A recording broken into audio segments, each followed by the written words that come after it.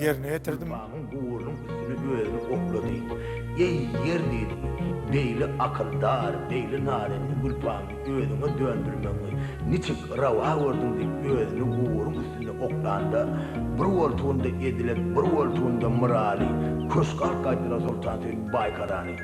Gelip köske uruk girdi, görse onun yeri vurup durdu. Gulpamı yankı yağmurlu zahil tavsır kaydan ekeni o deyip Gulpamı oturuyan otoğunda Gulpamı yad edip Şatayda sultanın baykara pelekten pırak deyip yine bir söz dedi.